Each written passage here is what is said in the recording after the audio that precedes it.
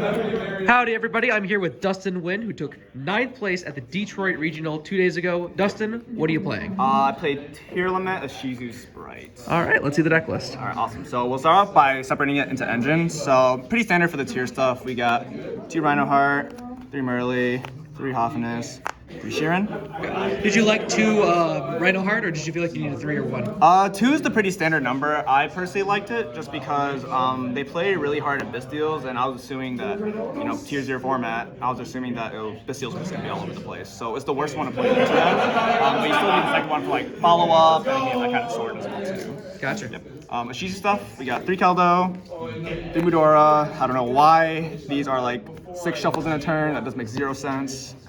2 Kelbeck, and then 1 Agido. Did you like that ratio?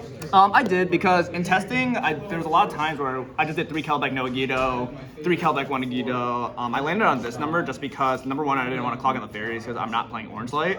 But as well, too, it's like sometimes the Agido's nice as an extender just to get the right 4s on the board. And then sometimes I just didn't want to see multiples of these ones, but multiples of these were fine just because, they pitched themselves out of hand to get 3 anyway. So that was totally fine. So, gotcha. Yep, those are the 2 engine pieces. So like I said, I was expecting some of the mirror, but I just want to be as generic as possible in case I ran into like Rogue, Flu, Exo. So I did 3 Magnemite, 2 Judas Worm, and then 1 Saronir. Sure thing. So standard 6. I think a lot of builds are doing 6 right now as well too, unless they're just going heavy on the pistols. Why the Saronir? It's just another name just to kind of like circumvent the issue of like, oh, like I open double Magnemite, I open up double Judas Worm, and then on the off chance that you do draw like Saronir, Judas Worm, or like even all 3 as well too, you're able to use all 3 attacks as well. Did that come up or no? Yeah, I actually did it one time. All 3 Bistials, and then I top decked Instant Fusion and won the game. Gotcha. Yep.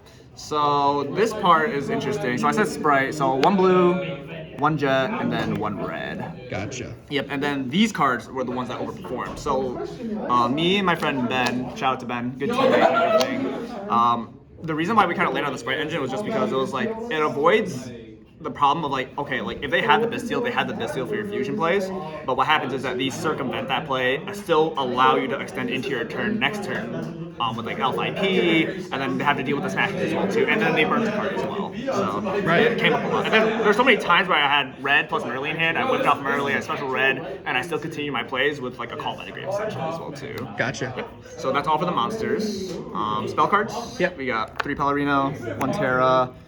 God card should be banned, I don't know why. The 1 Smashers, and that's the whole reason why I wanted to play this deck too, was because the Ishizu cards recycle the Smashers as well. So on the follow-up, during their turn, you can do End Phase, shuffle back the Smashers, shuffle back Jet, revive Blue, get Jet, and then you grab back Smashers for the next turn. So if you don't kill them, then you have a way to set up board again as well too. Did you find yourself just cycling the Sprite cards at all, or? Always the Smashers that I did it. It was Smashers and Jet, and then I always lumped it into the graveyard. So Blue summon, get Jet, get more extenders on board, and then get Smashers again to have the fodder for it as well too. Gotcha. Yep. Double Scream. I still play the Heartbeat just because I play 1 and 1, so you have to have a way to retrieve your trap card if you do end up, going Ungus Bungus Mill 10, right? So the Heartbeat was a little weird, I'll admit, during the regional, but there was one time where I went second against a Kosh player. He literally just did Fissure Pass, and I literally just dumped the Fissure, resolved my Fusion, and then proceeded to win the game. Right. So that is the main deck. Sharp 40, we will keep it that way as well too. Extra deck, so we got the DBS tokens right here. 1 Dark, crazy, IP, Elf, Sprint. So these are the only 4 links that I play. And what are you going into the IP with? Or so, what are you going the IP into? Yeah, so normally the end board has Elf, IP, and then you have Rukalos on board. So then when you proceed your fusions, you just jump into Sprint. Sprint sends Merly, and then you get to your fusion. And then Exceeds, 1 Gigantic to continue the plays after getting Bistilled. 1 Baguska, God card. It won me like 4 of my games that I got shifted. Because I later did Baguska Pass, and even then in the side deck you'll see that Baguska in tandem with another card on my side will also just end the turn as well too. Mandatory, Dweller, we kind of have to play it. Wallow right here. Wallow is a really good one. Stole someone's Super Poly, stole someone's Sulik, stole someone's Talents. So they will never do that again. And then the Zeus right here as well too. So gotcha. 5 Exceeds right here. Did you find yourself going into Zeus or no? Every single game, every single shifter match I went into Zeus immediately to clear board presence, and they have to start from ground zero. In the mirror match, it's a little bit harder to do just because, what happens is that in the mirror, they're gonna be under the assumption that like they already know the game plan going second with like Dweller Zeus, right? So it was a lot harder to get into this.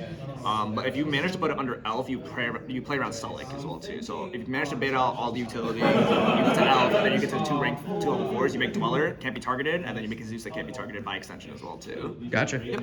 And then standard 6 fusions. So we got the 1 Mud Dragon, the 1 Garua, the 1 Dragostapelia, and then 3 Tears.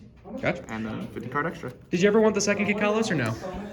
It came up once because what happened was that a dude, the same guy, the Kashtira player, he special summoned Unicorn, and if you don't know Unicorn's effect, it allows you to banish an extra deck face down, and I only play 1 kit, and he gets to take a look at it, and under the assumption that kit gets banished face down, you cannot add it back under Crime. And once he special summoned Unicorn, I immediately scooped the game to conserve information and time. So, other than that, he was just like, oh, I don't even know what deck you're playing. Well, that's the point. And then after that, I immediately went first and blew him out. So, other than that, he also hit the wrong card going second. He should have hit the Zeus, but he hit the Baguska instead, which is kind of strange. So, I still got to make Zeus, banish his whole board because I was under Shifter still, and then I Pellerino'd. And then added Hoffness and waited for his follow-up. And that was pretty much it. Gotcha. Yep, so 50 card extra deck. Now we're getting to the side deck right now. So right here, it looks like double Saronir. During the regional, it was 1 Druid Worm. It still is 1 Druid Worm. It's just that I had to borrow it from one of my friends at the event. So technically 1 Sour, 1 Druid. So it rounds out the mirror match at 8 pistol cards going second. And then after that, also I have 3 Super Poly as well too. Gotcha. No one played around this card. No one respected the notion of this card as well too, because even then, like good players will play around this card naturally. But what happens is that even to get to those end boards where you have to burn some effects, right, for the fusions. So even in the mirror match, if they're at a point where, oh, I can start fusing or I have extenders on board to make something, and they burnt that name already, this still hits them really, really hard as well too. And then they start back from ground zero. Gotcha. But mainly, Super Poly is good for dodging Sulik as well too, and targeting effects. But also, with that being said as well too, Super Poly was great against like Exo Sister, any kind of rogue matchup as well too. It just covered a lot of bases, and especially against Spright. So going into battle phase against Spright and just sucking up their monsters and then whacking over the elf, they just turn off. You just turn off the double cross, you turn off the smashers. Like it was really, really impactful. I like this card a lot. Okay. And I was thinking about main boarding it as well too. So just triple Super Poly, triple skill drain. So when I mentioned Baguska earlier, this card, if you draw it in tandem with Baguska, there's no way that they're getting past the board because no one realistically is citing spell trap removal, backer removal for tier anyway. So they have to deal with this floodgate now. They're like, oh crap, like normally a lot of outs are searchable, like Spright, you get smashers, right? But they can't even get to it and they have to like raw draw smashers at that point. But realistically speaking, the reason why we chose skill drain over like the Necroworld Banshee package, for example, for going first is because I operate under the worst case scenario. So if I like lead with a tier and then I get shifted, right? Under shifter, if I was normally playing Beatrice as well too, I cannot get to Zombie World at that point, and I have to like bank on Raw Dog opening it. And again, that's like at the worst case scenario. But if you're already under the worst case scenario, then you just use this. It's essentially the same thing, and it covers a variety more matchups. Like again, Exo, Spright, Flu, this hits, Rogue matchups as well. So all around encompassing. Zombie World has applications against Flu and like some tier matchups, but Skill Drain overall just covered all the bases as well too. Did you ever wish that was like a Tikaboo? No, not at all. Skill Drain was 100% the way. Gotcha. Yep.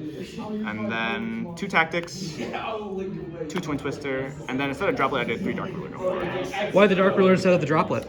So Droplet was mainly meant for like tier specifically, which is fine because you have to combat the Dweller. But what happens is that post side they start searching crime a lot more often. So unless you open up with a trap, and keep in mind that you're not really playing that many traps as well too to begin with, the chances of you drawing Droplet plus trap is very, very low. So under the assumption that you're playing the mirror and they activate Dweller, your Bistles actually counter that because you Bistle them to death, you have 2 to 3 extenders on board as well too. They only end on Dweller, so you let them resolve Dweller, that's fine. And then you crash into everything, and then have your insurance for next turn. Gotcha. And did you like the Twister? Twister I love.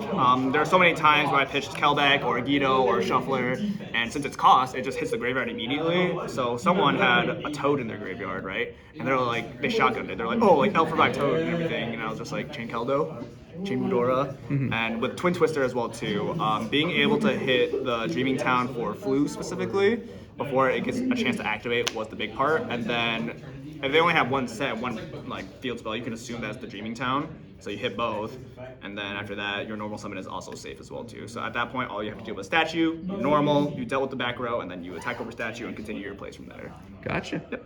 So that is the 15 card side, and that is about it. All right. Do you have any shout-outs? Oh yeah, so shout out to my team, Team All Star in Grand Rapids, Michigan. Thank you for the sponsorship, and thank you for all the support, all the theory, the practice, and everything. Ben, Lucas, Tommy, Tony, Q, Josh.